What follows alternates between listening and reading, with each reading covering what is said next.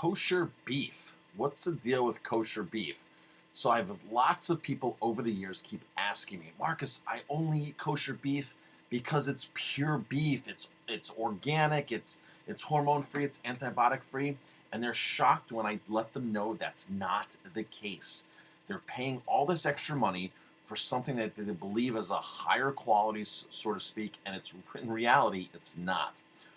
When I lived in Colorado, I knew some farmers that actually put their beef, their cattle, through a kosher process. And they said that they would never, ever, ever do it again, that it was the most horrific processing they had ever seen. These were very veteran cattle ranchers. They go, we'll never do that again. We'll never put our animals through that again. So here is an article about where's the kosher organic beef from the CanadianJewishNews.com, CJNews.com, and it's basically explaining the same thing that I've been explaining to people for years. Just because you're buying organic does not, just because you're buying kosher does not mean that you're getting no hormones or antibiotics, and it's something that it's equivalent to organic, and people think that. So the concept of kashrut refers to the manner of which animals are slaughtered. Yet how we came to consider kosher food when it comes from animals who are treated as commodities with minimal concern for their welfare. So they're asking, how can we do this? The basic laws of kashrut were derived from Leviticus and Deuteronomy. However, when the Torah was written, there were no factory farms or confined industrial factories. That's what I keep telling everybody. When these laws were set in place, in fact, when these laws were set in place, the Jewish religion weren't even really meat eaters. They were vegetarians. These laws were set in place because they were eating meat, because they decided to venture off and eat meat. So they put laws in place to ensure that people were eating so-called healthy animals. So these laws are written thousands of years ago. I mean, in the Jewish faith now, what are we up to? Year 5200? These laws were written thousands of years ago. None of this existed what we have today. So none of that had to be an account for today. If the law was written today, it might be written very, very, very differently. But back then, that was not a concern. Monsanto wasn't here. Factory farms weren't here. Mass slaughterhouses weren't here. So basically, in the Jewish religion and kosher slaughter, the animal has to be so-called conscious. It has to be done very quickly with a very, very sharp knife, done in the jugular, whatever it is, whatever vein is there. And the animal's not supposed to feel pain. The animal's supposed to be, not knowing what's happening right until the end. Because if an animal knows what's happening, gets stressed out, and the meat changes, and everything changes. Well, nowadays, these kosher animals are just lined up just like a regular factory in the slaughterhouse, and they know what's going on. They 100% know what's going on. I've seen videos on YouTube confirming that how horrific of a slaughter this is. There's a place here in Monroe, New York that was doing venison. And basically, the rabbis would sit there and slam the venisons, the deers, into a door. They'd have to slam there and lock them into a door. And the animal's sitting there trying to run away and trying to go. And these two guys are holding the door shut while the animal's head is poking out the door. And there's one guy there slitting its throat. And just mind-shocking how barbaric of a slaughter it actually is, a processing, how barbaric it is. And people think, oh, the animal has no idea, the animal feels no pain, and this and that. It might as well go through a factory where they're shooting it or electronically prodding it or something. I see no difference. I see no better benefit in buying kosher meat. Okay? Personally, I see no better benefit. The existence of Jewish dietary law suggests that God cares about the food we eat and we put into our bodies. Surely this includes ethical concerns. So this article goes on to mention specific price differences, okay?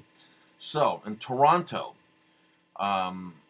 regular kosher chicken costs $7.30 a kilogram. Kilogram is 2.2 pounds.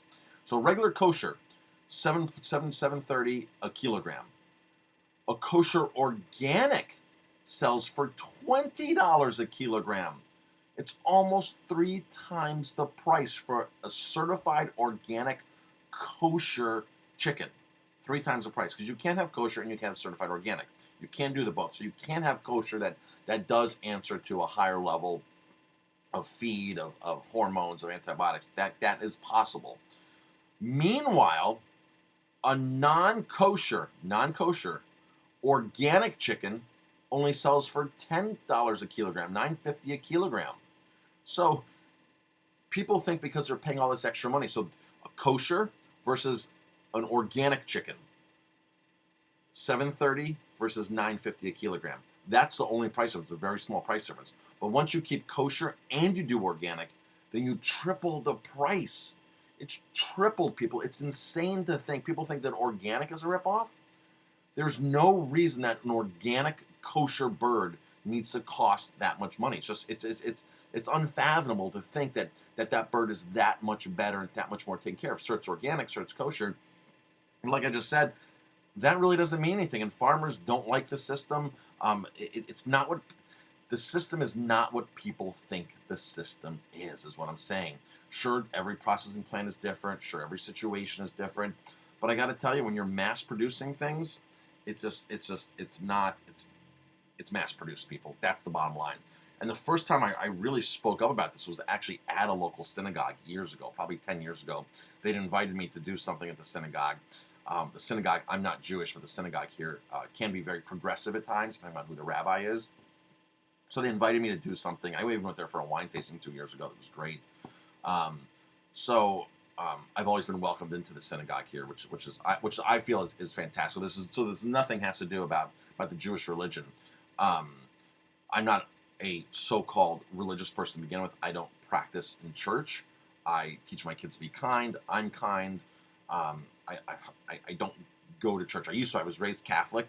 My wife was raised Jewish, and we found that wasn't quite working for us. Not that I'm going into this kind of a topic here, but meanwhile, while I was at the synagogue 10 years ago, everybody in this class, in this lecture, this seminar, whatever it was, swore that kosher's organic and that it's so pure and this and that. And when I broke the news to them, they were like shocked. They were more than shocked. This was like when smartphones first came out. This was actually pre-Apple iPhone. This was when I had the Pocket PC, which had internet access. This was days, right when the BlackBerry first hit. So I went right on the internet and I looked up several articles and I said, people, this is the reality of what you think you're buying. And they were all reading in shock. They're like, I had no idea. I had no clue. Of course, because we just assume. So kosher meats, I personally don't think they're worth the price. So I'm Chef Marcus Guiliano. Thanks for watching. Before I do that whole bit, if you want to buy higher quality meat, if you're concerned about how the animals are raised, if you're concerned about how they're processed, you want to go to a farmer's market. You want to buy from somebody local who's raising 25 head a year, 50 head a year, that you can see them on the pastures, that you can talk to the rancher, you can talk to the farmer. And realistically, you want to contract the whole animal out and have it put in your freezer. And that's your allotment for the year. And once you're done with meat, you have to wait till the next year to get something that's in season, like a piece of grass-fed, because grass-fed beef does have a season. It eats grass all summer and fattens up on grass, and then for the winter time or the fall time is when the typical season is, just like venison. So if you're concerned about sustainability, if you're concerned about ethics, if you're concerned about this, where you don't want to become a vegan, then buy one animal a year for your family, buy a half an animal a year. The farmer will get it processed to your specs. It will get all wrapped up in steaks and whole pieces, whatever you want. The bones will get packed separate. And that's what you eat for your allotment for the whole year. You just don't go to the store and just keep buying beef as you need it. If you're concerned about truly buying high quality, the best quality you can, that's my personal recommendation. If you go to restaurants, ask where the beef comes from. Make sure it's grass-fed if you can. More of the story you can get from the chef, from the restaurant, the better off you are. And eat more vegetables. I'm Chef Marcus Guiliano. Thanks for watching. If you like my videos, please hit like, subscribe to my channel, and definitely pass it on.